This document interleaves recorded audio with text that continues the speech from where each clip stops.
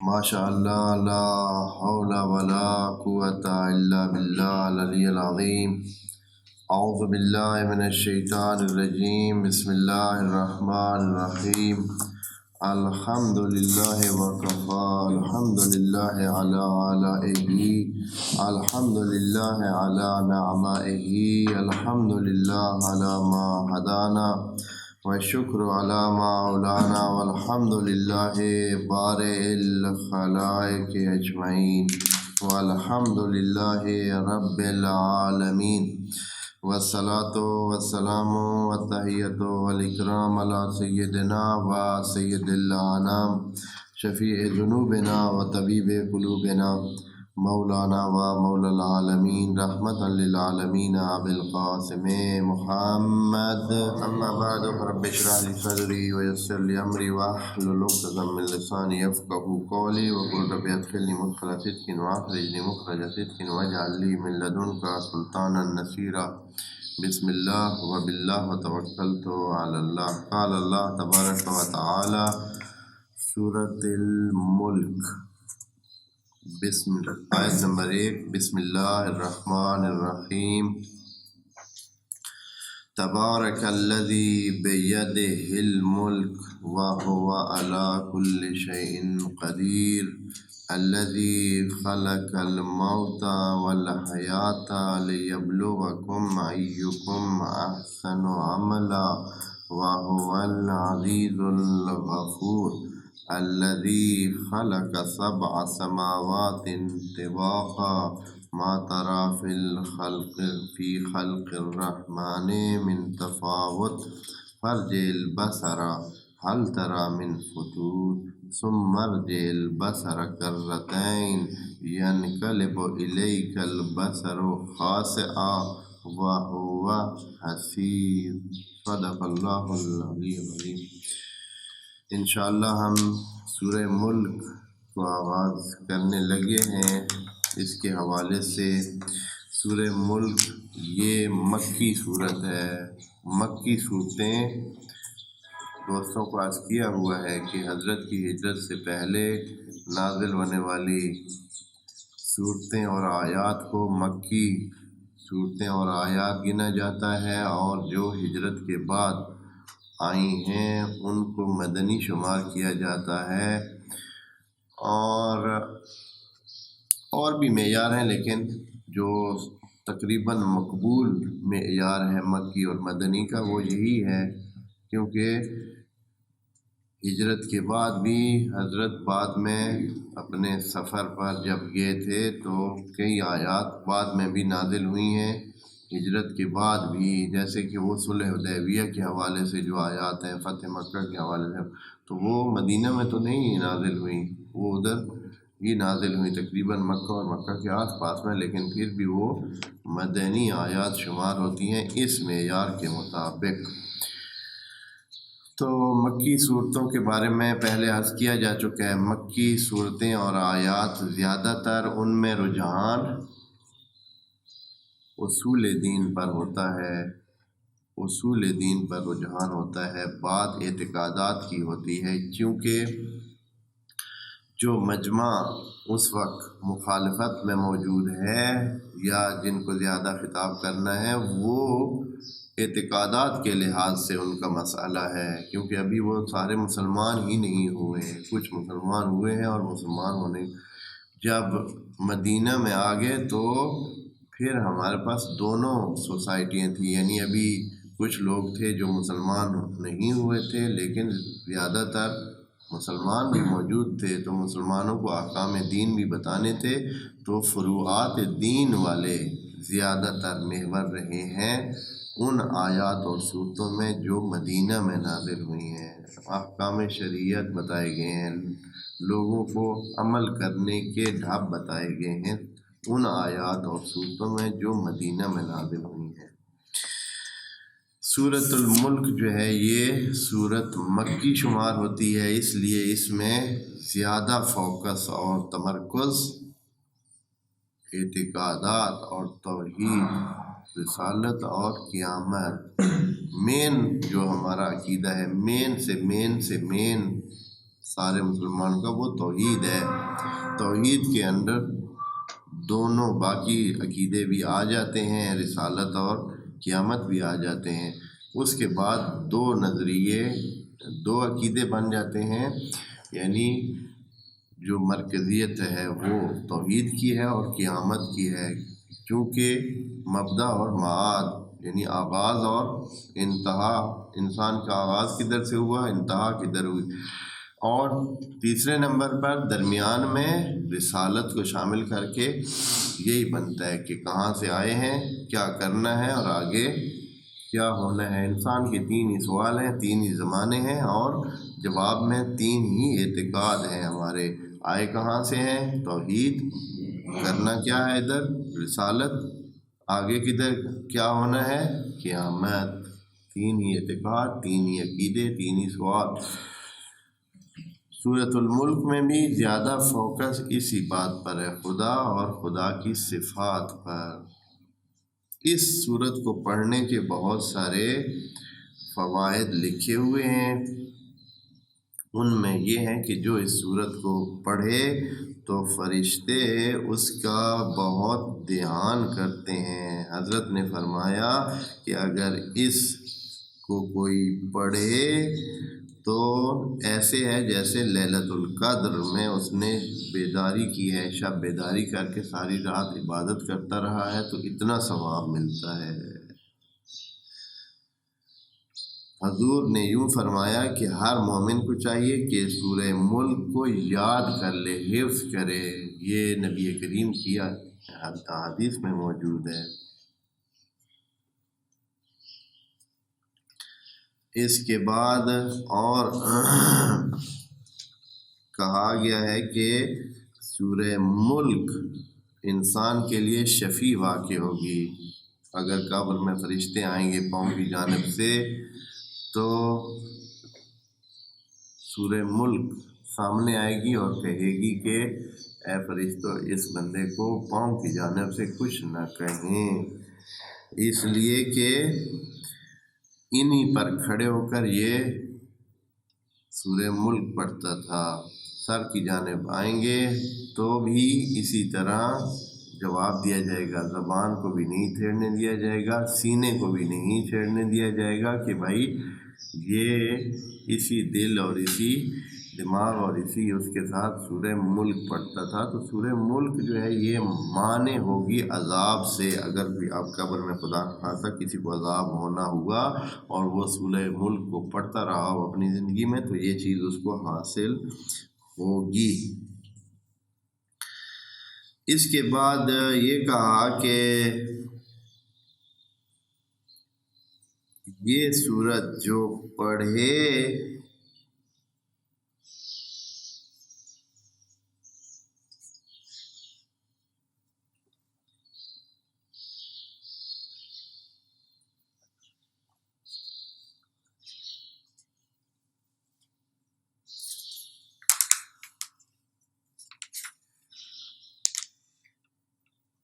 اگر میت جو آدمی فوت ہو گیا ہے اس کے آس پاس میں اس سورت کو پڑھا جائے تو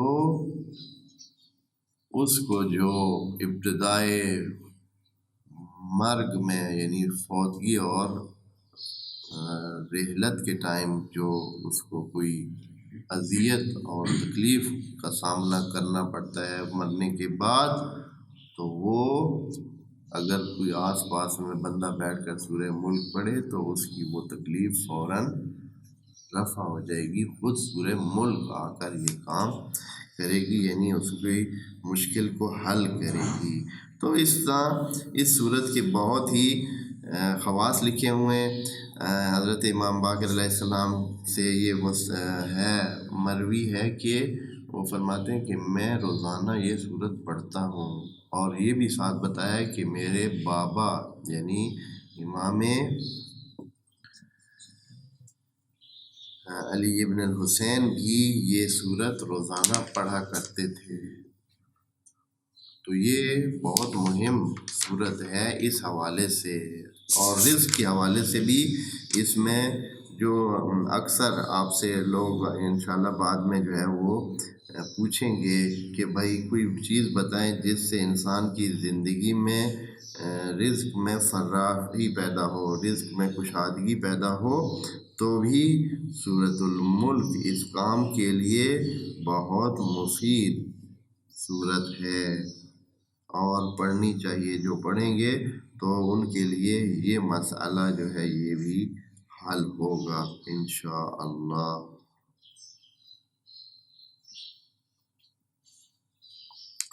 یہ اس کی صورت کی خصوصیات۔ اب ہم چلتے ہیں خود صورت کی طرف کہ اس میں خدا کریم نے ہمیں کیا فرمایا ہے۔ دنیاوی فائدوں سے ہٹ کر یہ جو انسانی کمال کے فائدے ہیں، قرآن کی جو نورانیت ہے اس کے حوالے سے فرماتے ہیں تبارک الذی بیدہ الملک، برکت والی ہے وہ ذات۔ برکت کسے کہتے ہیں؟ پہلے بھی یہ لفظ گزر چکا ہے۔ برکت کا مطلب یہ ہے کہ کوئی بھی چیز جو انسان کو فائدہ دے۔ ویسے تو یہ برکہ سے ہے، برکہ کہتے ہیں جہاں پانی ٹھہرا ہوا ہوتا ہے، صحرا میں یا کسی وادی میں یا کسی جگہ، چھوٹی سی جگہ ایسے پانی اکٹھا ہوا ہو تو اس کو کہتے ہیں برکہ، یعنی برکت والی وہ جگہ ہوتی ہے۔ یعنی چونکہ پانی کا حصول اکثر علاقوں میں مشکل ہوتا ہے، زمین کے اوپر اس طرح پانی بہت کم علاقوں میں ملتا ہے، یہ نہری نظام ہے یا دریائی نظام ہے، یہ سب علاقوں میں موجود نہیں ہے، تو پانی کا ایک برکہ یہ بہت قیمتی ہوتا ہے، خصوصاً صحراؤں میں اور ایسی جگہوں پہ جہاں پانی کم ہے، تو اس کو کہتے ہیں برکہ جہاں پانی۔ تو جو بھی ایسی جگہ ہو جس سے انسانوں کو، حیوانوں کو زندگی ملے، پانی زندگی ہوتا ہے، تو جہاں سے کوئی چیز فائدہ مند حاصل ہو تو اس کو کہتے ہیں برکت۔ اسی لیے جو بھی چیز انسانوں کو زیادہ فائدہ دے تو وہ برکت والی قرار پاتی ہے۔ ممکن ہے قیمتاً ایک جیسی ہو، مثال کے طور پر ایک کسی نے گھر بنایا ہے لوگوں کے، یا ایک مسجد بنائی ہے، کسی نے ایک مسجد بنائی ہے بہت خوبصورت، کروڑوں خرچ کر کے بہت، لیکن وہاں نمازی نہیں آتے ہیں، اور دوسری کسی نے ایک خاص جگہ پہ ایسی مسجد بنائی ہے تو چھوٹی سی لیکن ہر وقت نمازیوں سے بھری رہتی ہے، اتنے لوگ اس سے فائدہ اٹھاتے ہیں، تو یہ کہا جا سکتا ہے کہ یہ مسجد اس کی نسبت بابرکت ہے، یعنی اس میں لوگوں کا فائدہ زیادہ ہے۔ لوگوں کا کیا، مخلوق خدا کو اس سے زیادہ فائدہ پہنچتا ہے۔ تو تبارک الذی، بابرکت ہے وہ ذات، برکت والی ہے وہ ذات، بیدہ الملک، یعنی اے انسانوں فکر مند مت ہو کہ جس کے ہاتھ میں سب کچھ ہے وہ ایسا نہیں ہے کہ کسی کو اس سے نقصان پہنچے، کسی کو بھی اس سے نقصان نہیں ہو سکتا، وہ برکت والی ذات ہے۔ تبارک الذی، جس کے ہاتھ میں سب کچھ ہے وہ برکت والی ہے۔ اس لیے کہ ہمیں واہمے میں نہیں پڑھنا چاہیے کہ پتہ نہیں ہمارے ساتھ کیا ہوگا، ہم اگر ٹھیک ہوئے تو ہمارے ساتھ ٹھیک ہی ہوگا، کبھی بھی ہمارے ساتھ خرابی نہیں ہونی ہے اور ہمیں نقصان نہیں ہونا ہے۔ جیسے کہ انسان، مثال کے طور پر، جیسے یہ انسانوں کے تصورات بھی ہوتے ہیں کہ کسی چیز کو وہ مشکل سمجھتے ہیں، کسی چیز کو اوکھ سمجھتے ہیں، لیکن کبھی اسی چیز کو اوکھ نہیں سمجھتے۔ میں آپ کو مثال دوں کہ لوگ کیسے اوکھ نہیں سمجھتے ہیں، ہوتا نقصان ہے لیکن اس نقصان کو نقصان ہی نہیں جانتے ہیں بلکہ فائدہ جانتے ہیں۔ کیسے؟ مثال کے طور میں زمین میں بوائی ہو رہی ہے، کسی کی بہت ساری زمین ہے تو ہو سکتا ہے کہ 100 بوری اس کی لگ جائے، کس میں؟ بوائی میں، گندم کی 100 بوری بیج جو ہے وہ اس کا بوائی میں لگ جائے، تو یہ جو 100 بوری اس نے لگا دی ہے، فائدہ ہے یا نقصان ہے؟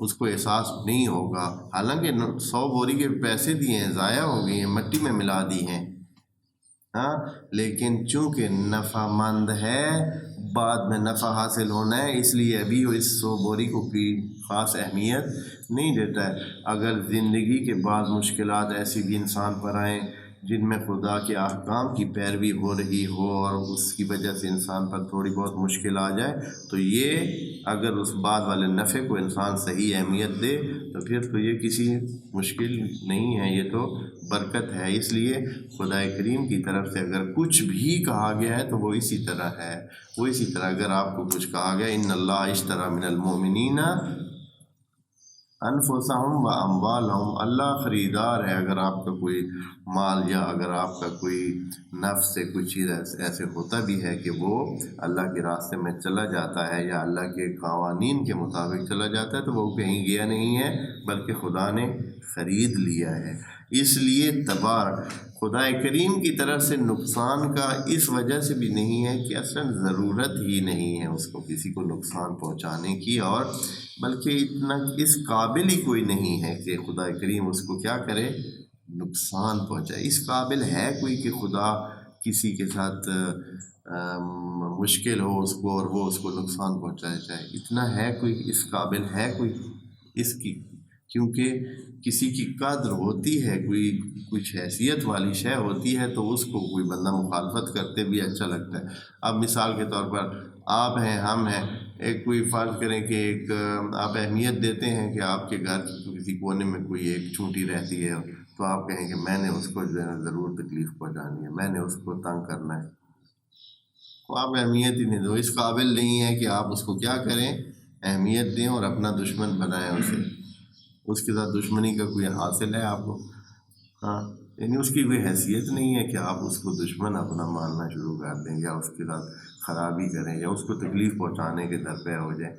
تو خدا کریم کی بھی ہمارے حوالے سے اس کی حیثیت تو اس سے بہت بالا تر ہے، اس لیے اس سے صرف برکت ہی ملتی ہے، یعنی صرف اس سے فائدہ ہوتا ہے، کبھی انسانوں کو اس سے نقصان نہیں ہوتا، انسانوں کو نہیں بلکہ کل کائنات کو، تمام اس کی مخلوق اس سے فائدہ اٹھاتی ہے۔ تبارک الذی بیدہ الملک، جس کے ہاتھ میں ہے ہر چیز، بس کسی اور کے ہاتھ میں ہے بھی نہیں، کوئی دوسرا ہے بھی نہیں، اس لیے پریشانی کی بات نہیں ہے۔ انسانوں بندگی کی طرف آ جاؤ، اپنے مالک کی طرف آ جاؤ، اسی کے ہاتھ میں، کسی اور کے ہاتھ میں کچھ ہے جو نہیں۔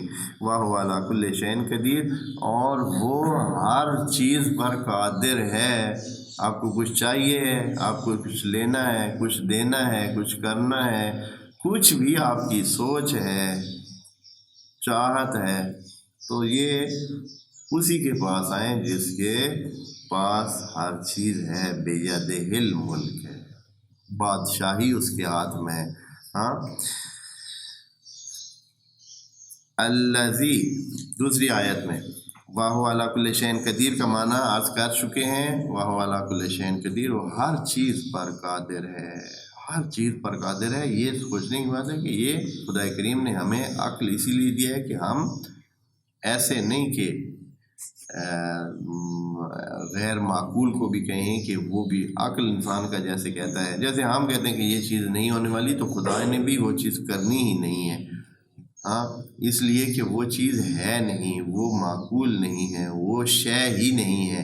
شے اس کو کہتے ہیں جو معقول ہو، جس کو انسانی عقل مانے۔ آپ کہیں کہ 2 اور 2 4 بنتے ہیں، آپ کوئی بندہ ہے جو 2 اور 2 کو 5 کر دے، ہاں ہاں، پاگل ہو تو وہ تو کر سکتا ہے، ہاں، 2 اور 2 کو 5 بنا سکتا ہے۔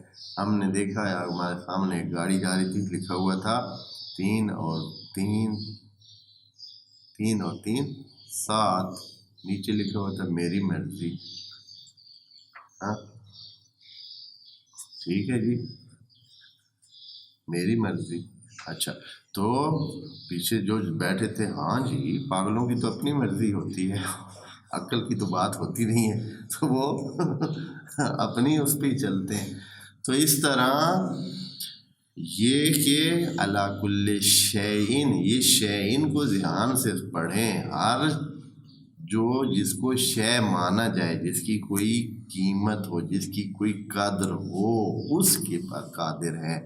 یہ نہیں کہ اب آپ کوئی کہے کہ اچھا اس طرح ہو سکتا ہے، یعنی یہ جو نامعقول چیزیں ہیں خدا کریم خود اسی نے ڈھانچہ ہمارے سر میں ایسے رکھا ہوا ہے عقل کا کہ ہمارا عقل ہی ان چیزوں کو جب مانتا نہیں ہے تو ان کے کرنے کا کیسے کہہ سکتا ہے۔ الذی خلق الموت والحیات، سب سے بڑی حقیقت ہماری زندگی میں کیا ہے؟ موت ہے۔ سب سے بڑی حقیقت ہماری زندگی میں حیات ہے، ہمیں پتہ ہے کہ ہم زندہ ہیں، یہ حقیقت ہے۔ اس سے قریب تر کوئی حقیقت نہیں ہے کہ ہر انسان کو اتنا پتہ ہے کہ وہ کیا ہے؟ زندہ ہے۔ باقی سب چیزیں ممکن ہے کہ شک پر ہوں، لیکن اس کے زندہ ہونے کا اس کو شک نہیں ہے۔ سب سے بڑی حقیقت ہے جس کو انسان جانتا ہے، باقی چیزوں کی نہیں کچھ نہیں اس کو پہچان، لیکن اپنی زندگی کی پہچان ہے کہ میں زندہ ہوں۔ ہاں، اور پھر یہ ہے کہ اس کو یہ بھی پتہ ہے کہ یہ زندگی بعض ہم انسانوں سے چھن چکی ہے، اس سے پہلے والوں سے وہ چلی گئی ہے، بس موت بھی ایک حقیقت ہے۔ ان دو بڑی حقیقتوں کو انسان جانتا ہے، اس لیے خدا کریم نے کہا ہے کہ ان دو چیزوں کا خالق کون ہے؟ خدا کریم ہے۔ موت پس خلق ہونے والی چیز ہے، موت عدم نہیں ہے، نہ ہونا نہیں ہے۔ موت بھی وجود میں آتی ہے۔ موت میں وجود میں آتی ہے کہ مطلب کیا ہے؟ خوب تبدیلی ہوتی ہے۔ موت یعنی تبدیلی، موت یعنی انتقال۔ ہاں، آغاز ابھی سے توبہ کر رہے ہیں، میری توبہ ہے تبدیلی سے، میری توبہ ہے، تسبیح ہاتھ میں لے کے پڑھ رہے ہیں، تبدیلی سے میری توبہ ہے، تبدیلی سے میری توبہ ہے۔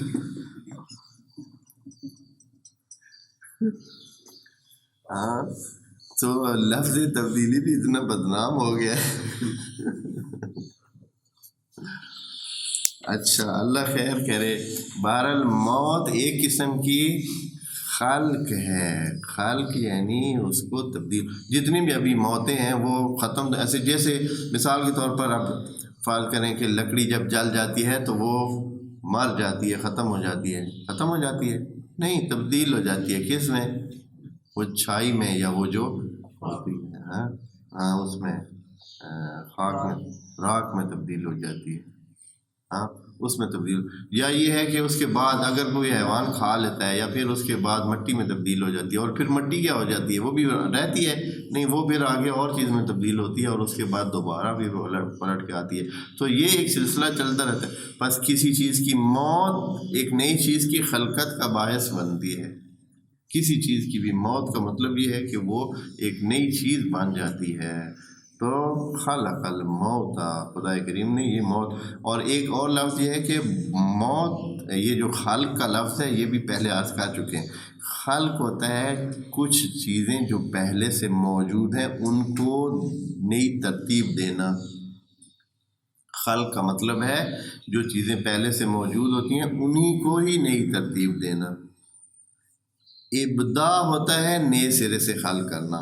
اللہ جو ہے وہ برا بھی ہوتا ہے، بارئ الخلائق اجمعین، یعنی آغاز کرنے والا بھی ہے، اور بدی بھی ہے، جو نئے سرے سے بھی لے کے آتا ہے چیزوں کو۔ لیکن باقی جو خلق کا لفظ ہے یہ دوسرے کسی انسان پر بھی مختلف حوالوں سے کہ فلاں چیز کو کس نے بنایا ہے، جیسے شاعروں میں یہ چیز ایک لفظ اکثر چلتا ہے کہ اس شعر کا کون کیا ہے جی؟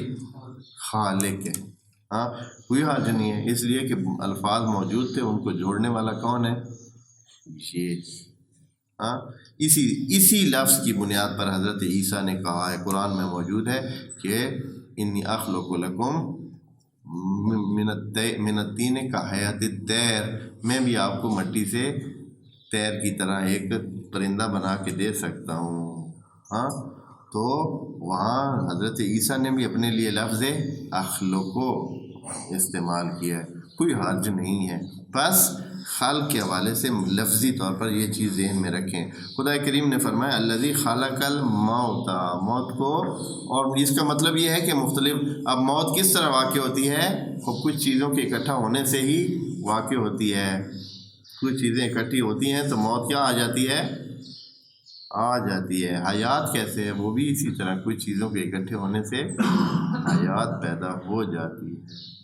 ہاں جی، وہ جو دانہ تھا، دانہ آپ نے مٹی میں ڈالا، بے روح تھا، کوئی اس میں ایک جماعت کی لیول پر تھا، دانہ ایک جماعت کی لیول پر تھا، پتھر کی طرح تھا، کوئی اس میں جان نہیں تھی، کوئی حرکت نہیں تھی، مٹی میں ڈالا، مٹی اور دانہ اور ادھر سے پانی آپس میں ملے تو ایسا تعامل ہوا کہ ایک تیسری چیز نکل آئی، بوٹا۔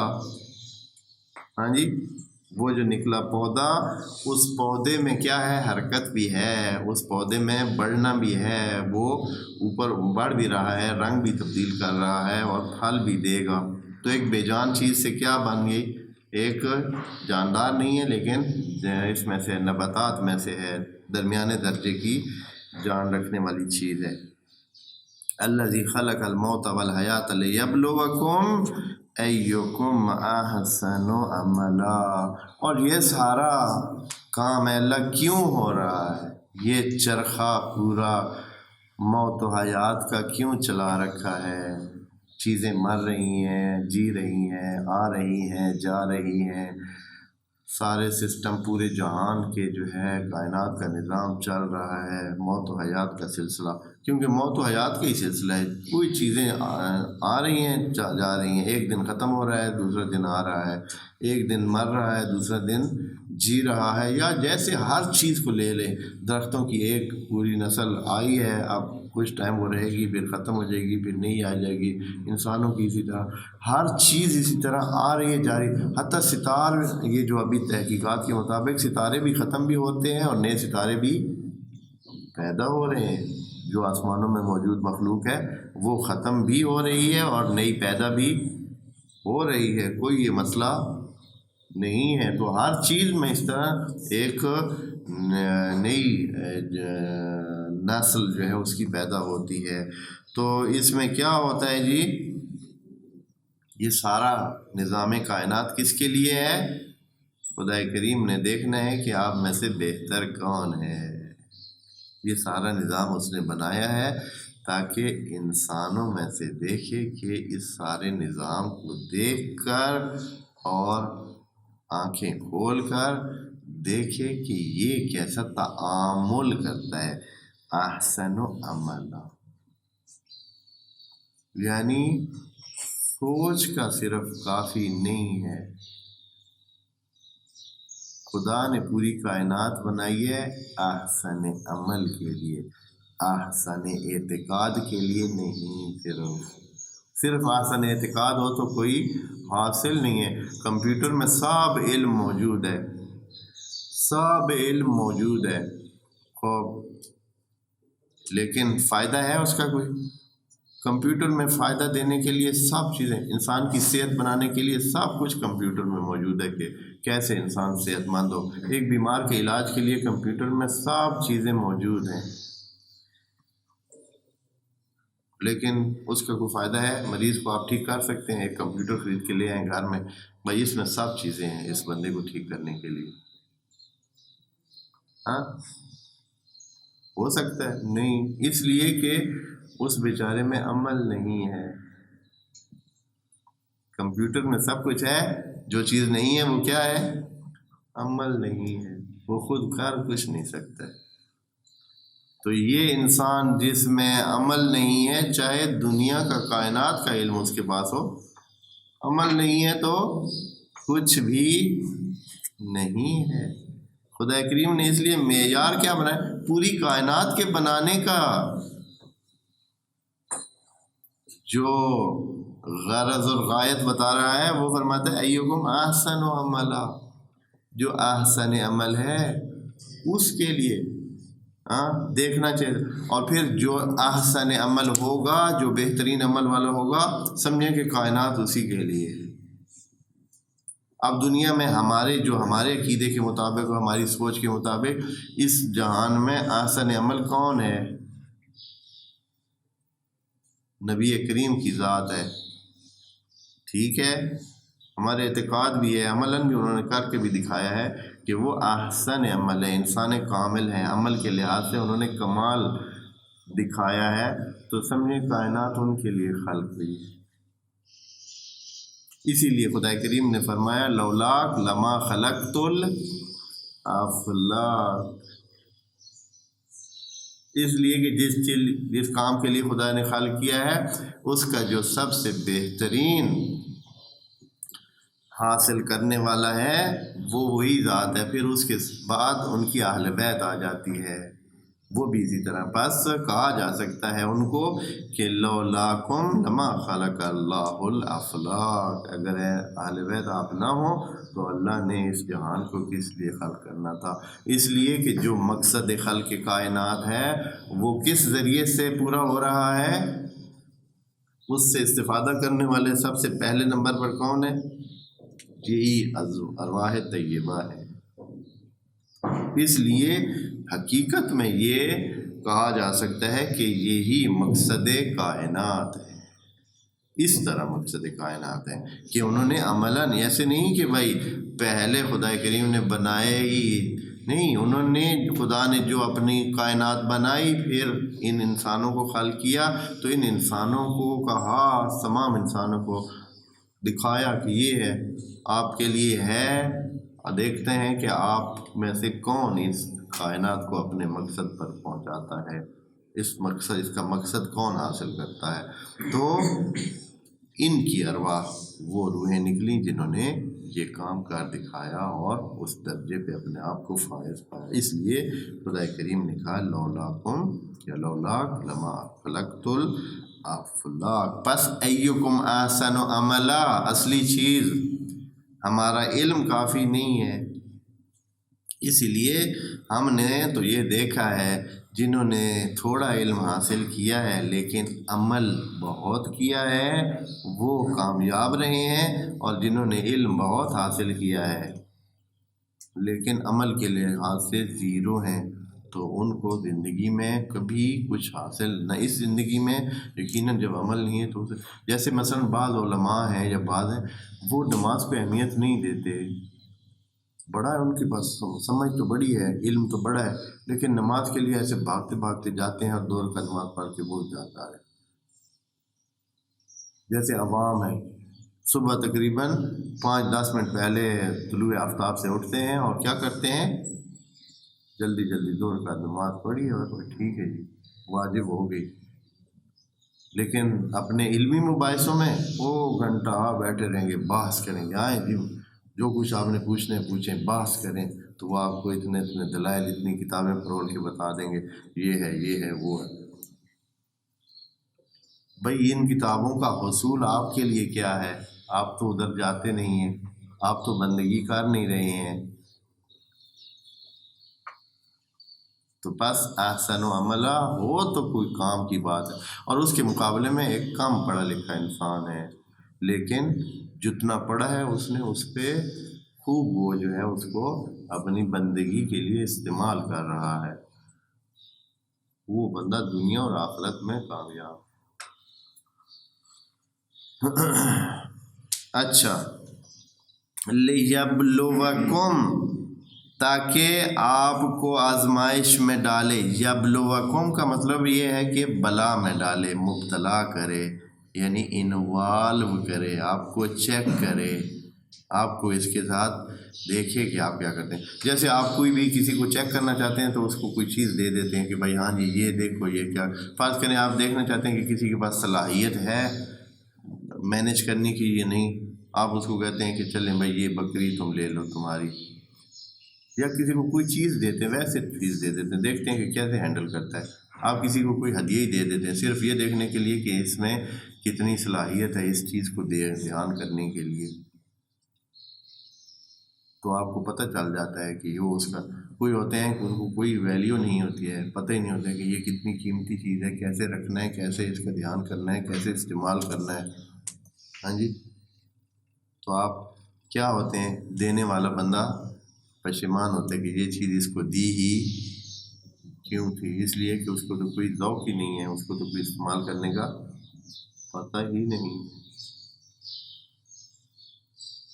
تو خدا کریم نے بھی یہ جہان ہمارے حوالے کر دیا ہے، ہمارے سامنے ہے، ہمیں کہا ہے کہ یہ لیں، دیکھیں کیا کرتے ہیں۔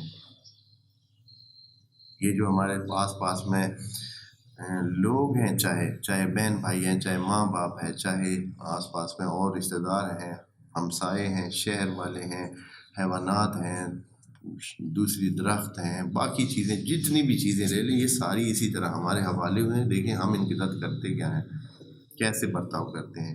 اس لیے کہ جو برتاؤ ہم کریں گے وہ ہمارے اندر سے اٹھنے والی اس صفت کا حوالہ ہوگا۔ اگر میں کسی انسان کے ساتھ اچھا تعامل کر رہا ہوں تو میرے اندر ایک خاص صفت ہوگی، تب میں یہ کام کر رہا ہوں۔ اگر برا اس کے ساتھ کروں گا، بری نیت رکھوں گا، تو میرے اندر ایک چیز موجود ہے جو مجھے کہہ رہی ہے کہ اس کے ساتھ دھوکہ کرو، ایسے ایسے کرو تاکہ اس سے یہ چیز حاصل کر لو، چھین لو۔ بس وہ کرنا اندر کی علامت ہو جائے گا، اس لیے احسن و عملا۔ اور خدا کریم فرماتا ہے وَهُوَ الْعَزِيزُ الْغَفُورُ۔ یہاں سوال پیدا ہے، اللہ ہم تو بہت کمزور ہیں، ہمیں اتنے جہان میں آپ چھوڑ رہے ہیں، ہماری کیا اوقات کہ ہم تیری ابتلاء کا جواب دے سکیں اور ہم نبھا سکیں۔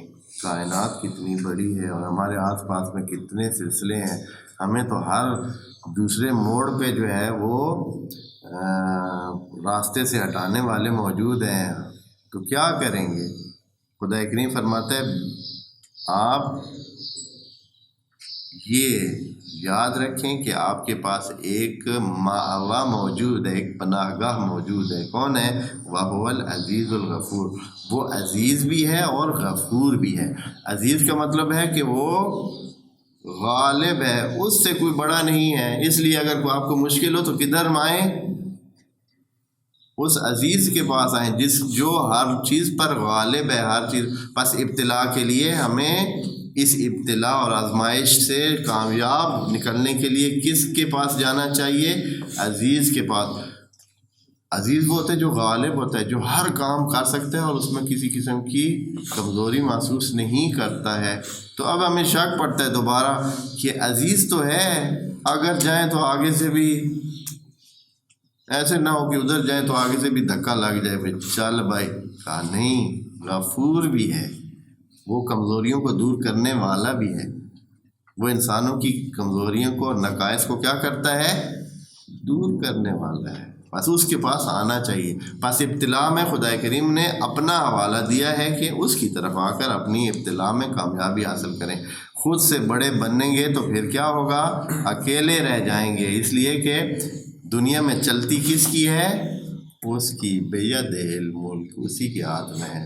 اس لیے اکیلے میں مت دوڑ لگانا کہ اچھا میں کر لوں گا، اکیلے میں مار کھا جاؤ گے۔ اس لیے کہ شیطان کیا ہوتا ہے؟ انسان کی کمین میں ہوتا ہے، انسان کے شکار کے لیے بالکل تیار بیٹھا ہوتا ہے۔ کسی بھی لمحے عمر کے حتیٰ کئی عبادت گزاروں کو زندگی کے آخری لمحے میں جا کر اس نے دبوچ دیا ہے۔ بہت بڑے بڑے عبادت گزاروں کو زندگی کے آخری لمحات میں اور آخری دنوں میں ہی اس نے کیا کر لیا؟